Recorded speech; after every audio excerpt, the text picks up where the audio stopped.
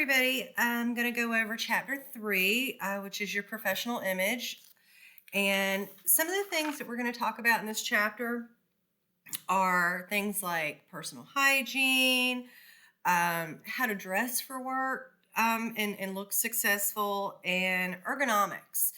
If you're not sure what ergonomics is, it's basically a science that deals with how you do your work and the tools you do it with, and how to move and use things in a way that isn't going to cause injury to your body so you can have a long career. So, making a positive impact and a good first impression is essential. In this career, not only is it good for getting that interview for the job you wanted, but you make first impressions every day in this industry. Every time someone new comes into the salon, a new client or potential client, you're making a first impression.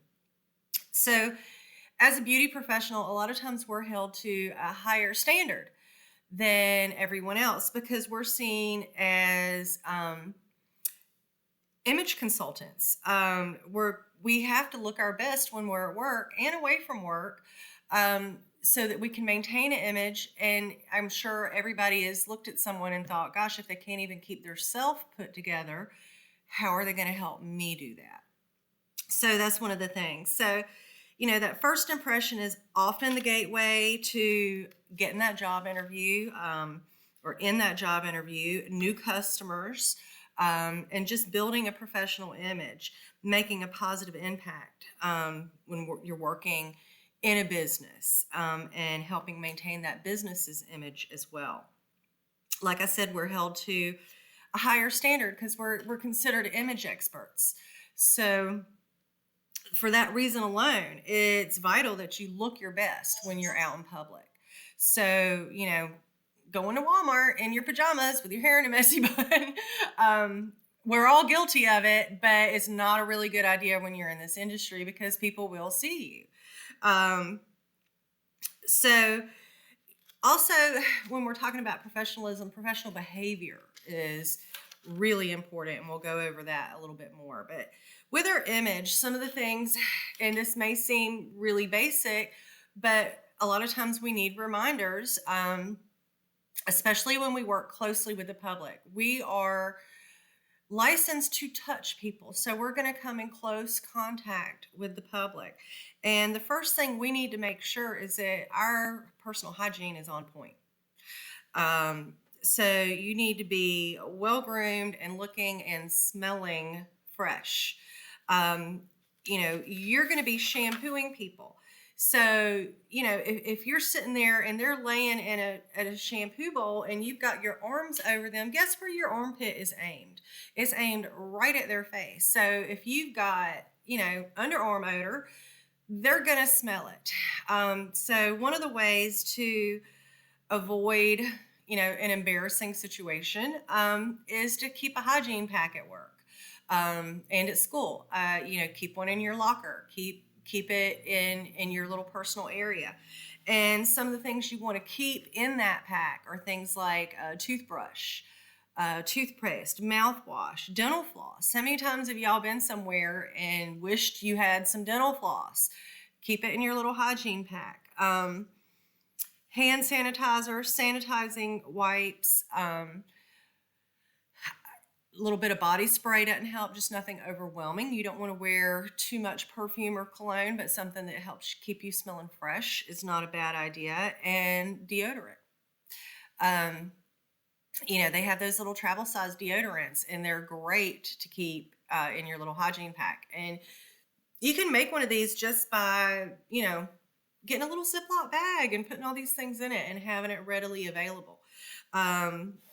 You're going to make sure that you're brushing your teeth, you're flossing, you're using mouthwash, you're using deodorant, you're bathing regularly, and your clothes are laundered regularly.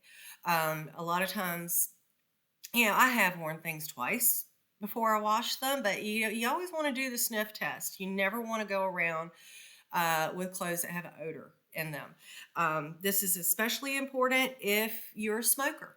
A lot of times smokers don't smell um, what other people smell because you kind of become nose blind to it. So, having a little bit of Febreze or some body spray, making sure that you wash your hands after you have a smoke break, that you're brushing your teeth or using mouthwash. Um, never smoke in a car with the windows rolled up because that just permeates your clothes. And even if you can't smell it, everybody else can. And a lot of people find it a bad odor, an offensive smell. So you don't want them to be turned off by that. Keep breath mints regularly um, in your pocket. I don't recommend chewing gum because a lot of people don't like to hear other people smack their chewing gum. But breath mints are a great idea. Um, when we talk about your professional image, we're also talking about how you dress. And it doesn't mean you have to have the most expensive, trendiest clothes. What you're really looking for is just to look well put together and be well groomed. Um, so, taking care of your skin, taking care of your hair, taking care of your nails, those are all part of your image. When you dress, you want to have an image that is consistent with the salon you're working in. There are young, hip, trendy salons where you can wear the ripped jeans and the t-shirt. And there are other salons that would be totally inappropriate in. So make sure you are presenting the image that is in line with where you work. Um, your clothing needs to be clean, fresh, stain free. Um, I still shop at Goodwill sometimes. There's no rule that says you have to wear expensive clothes, but your clothes should be neat and clean and not have stains all over them, and smell good. You want it also to be functional, and you want to be stylish. Get those wardrobe pieces that are going to last you a long time, and you can spend a little bit of money on those, and then spend less money on the trendier pieces that you may wear for 1 or 2 seasons. Um, Accessorize your outfits. You can wear jewelry. Just make sure you don't have on like a bunch of bracelets that are going to jingle when you're working, because that can be annoying to somebody, especially if you're right here working on their hair and it's right in their ear and you've got jangly bracelets on. So you want to make sure that you're not jingling in somebody's ear, but accessorize. Shoes. Wear comfortable, well-fitting shoes. When I first came into this industry, we were expected to wear high heels every day, all day, and we didn't use the fatigue mats that you have now. And it does lead to foot and leg problems. So make sure you can have cute shoes, but something with a low heel or a flat that is comfortable. If don't wear your church shoes to work. If you can't stand in those shoes for 8 hours without your feet hurting, they're the wrong shoes. So make sure you have very comfortable shoes to work with.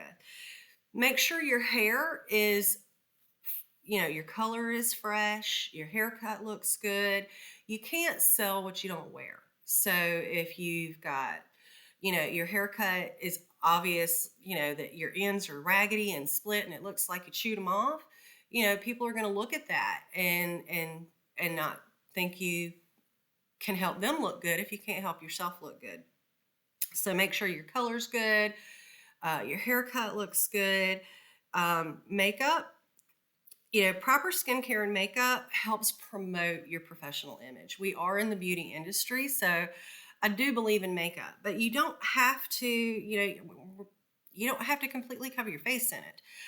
Makeup should accentuate the things you like about your face, the things that if you love your eyes, accentuate your eyes.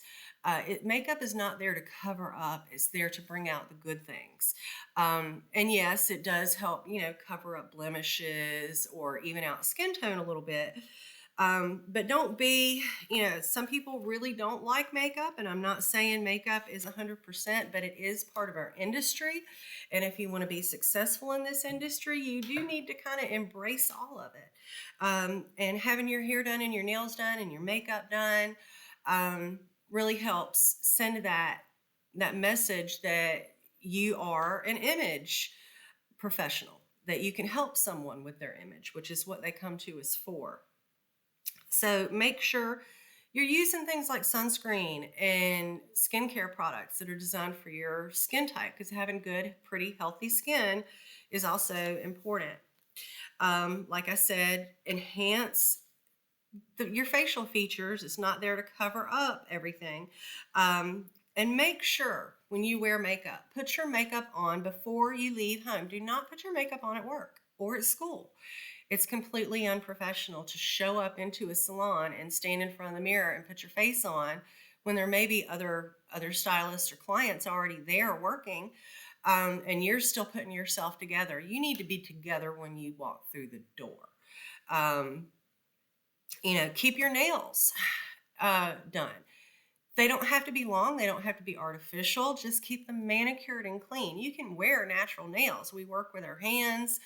Everybody is looking at your hands. You've got them up in the air right in front of everybody. So make sure that if nothing else, they are clean and manicured. You could wear clear polish. They can be very natural, but if they're looking kind of raggedy and your cuticles are all messy looking, or if you were in the garden and they're stained, that's not something somebody wants to have in their hair.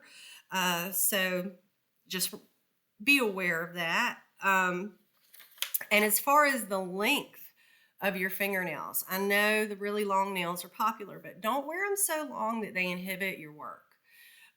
Your fingernails are not made for sectioning hair. They shouldn't be this long. And as far as like, I know a lot of people want to wear the stiletto nails. Just make sure they're not so sharp that you're going to be poking people in the head with them. You should never use your nails to shampoo or scratch somebody's head. We always use the pads of our fingers for that. It's more of a massage than a scratch. So make sure that, whatever nail length or style you wear, make sure that it's not going to get in the way when you're working, and it's going to look good. Now, professional behavior. This is another one. The biggest part of professional behavior is keeping a positive attitude. It's very easy, especially this day and age with everything going on in the world, to kind of let a bad attitude get a hold of you. Maintaining a positive attitude is so important, because people come to us because they want to look better and feel better about themselves. And if they come in and we're just negative and everything sucks in the world and what's the point, they're going to leave there with that same attitude. Attitudes are contagious, and they want to leave our salon feeling better than when they came in, not worse. So I always say hairdressers are not allowed to have a bad day. You can have your bad day, but you got to keep it to yourself. You can't tell your problems to your clients. Your clients are your business. They're not your friends. So they don't want to hear that your boyfriend cheated on you, or your best friend lied to you, or your car broke down, or whatever your problems are. They don't want to hear about them. They want to come in there and be uplifted and walk out feeling really good about themselves. So, I always say, try to leave your problems at the door. It's very difficult. It's a whole lot easier said than done, but try to leave your problems at the door. And just keep that positive attitude. I always say, when I'm having a really bad day, or if I've got some personal issues going on, I love going to work, because I can leave those behind. And when I go to work, I can focus all of my attention on my job and have a little vacation from all my personal problems. So try to look at it that way. Try not to engage in gossip. That's really hard for a lot of us, but if you're talking about a client to one of your other clients, when they leave the door, they know you're going to be talking about them too. And that can be a huge turnoff and cost you business. So try not to engage in gossip. Being polite, manners can take you so far. Just, hello, goodbye, please, thank you. Can get you a long way. So be polite. Don't interrupt people when they're talking to you. Be considerate. Treat everyone respectfully, even if you don't think they deserve your respect or they haven't earned your respect. Treating people respectfully is how people will measure you, not them. So, how you treat people is a measure of you. So, treating people respectfully shows others um, that you have character, that you're, I hate to say, but a good person. Treating people with respect is essential, especially in a salon environment. Being cooperative with the people you work with, building those professional relationships in the salon is important. A lot of times we see the people we work with more than we see our families. If I'm at work 8 hours or 10 hours a day doing hair, and I come home and I have dinner with my family, and then maybe we watch a TV show and then go to bed, I have spent the majority of my day with my coworkers. So they don't have to be your best friends, and they're not there to be your best friends. But having a good working professional relationship is very important. And learn from other people. Watch what other people do. Watch how other people treat their clients when they come in the salon, and learn from it. Learn from their mistakes as well. So, with professional behavior, I'm going to talk a little bit about social media. This is where people mess up. It's okay to have a private, personal social media account that only people you allow in can see. But if you're going to have something that's open that the public can see, you need to be very careful about what you post there. You want to make sure that it doesn't contain any profane language. Don't argue with people online. Don't post embarrassing photographs. That would include nude pictures, pictures out drinking, things like that. You don't want your clients to see that. Don't forward spam. It's the modern version of a chain letter. If you don't send this to 10 people, you're going to have bad luck. Don't do those. People hate them. Just don't send them. Make sure what you do post is helpful. Promotes your business. Post your work on there. Before and after pictures are great. Make sure you get permission from the person that you're taking the picture of first. But, post things on, how to get rid of frizz in your hair, or how to exfoliate your skin. Things that pertain to your business that are helpful to other people are great things to post on social media. Another thing they go over in this chapter is ergonomics,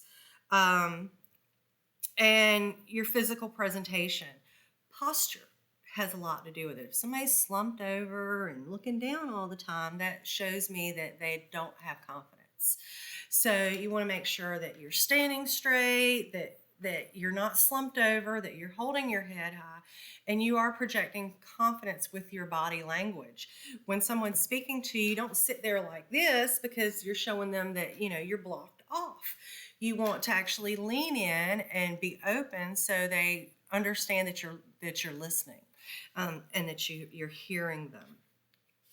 And it'll also help you feel better through the day. If you use good posture through the day as you're working, you're keeping your neck elongated, your shoulders, are back, your chest is out, your legs are right under your hips, spread slightly apart as you're standing. You use a fatigue mat when you're standing. All of those things are going to help you physically feel better throughout the day. So ergonomics, the definition of ergonomics is the science of designing the workplace as well as equipment and tools to make specific body movements more comfortable, efficient, and safe. So things like the hydraulic chair, being able to put that chair up so your work is higher and right in front of you and you're not bending over. That's an example of ergonomics. Um, Shears that are designed with the offset thumb, so that you can use them without hurting your wrist. That's an example um, of ergonomics. So anything that makes the movements you have to make to do your job more comfortable, efficient, or safe is ergonomics. Um, so, and we do this because, prevention is key to avoiding problems.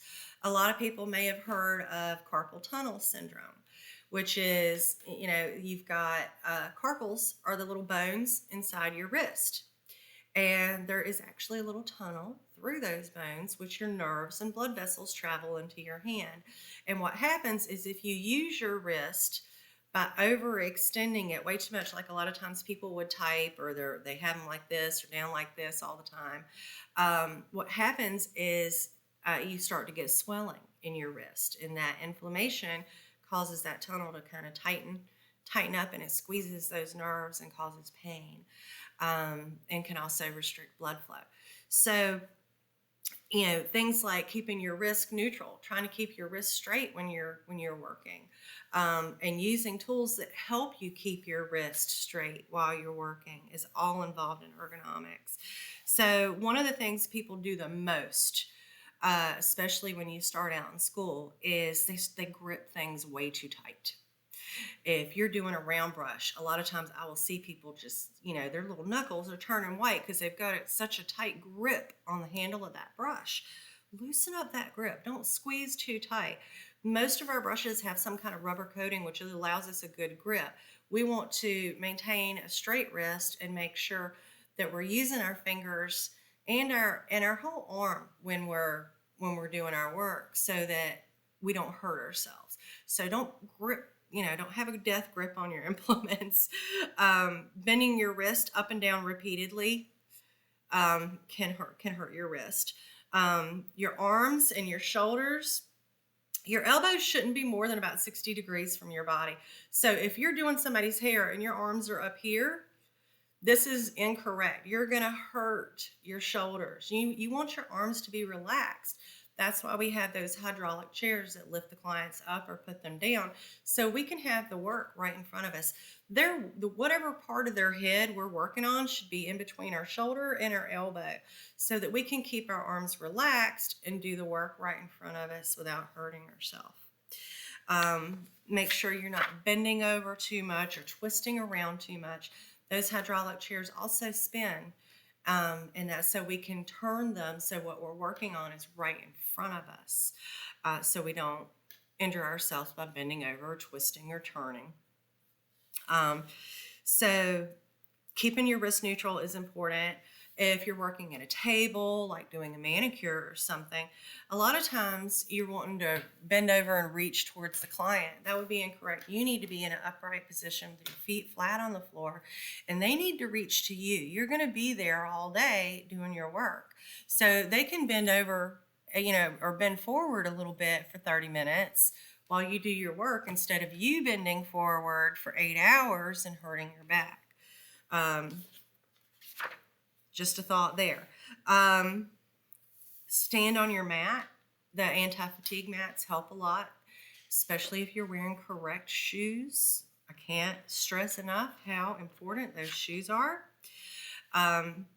Wear comfortable, well-fitting shoes. So, hygiene habits, dressing for the environment that you're going to be working in, using those ergonomic tips, and just remembering that professional behavior.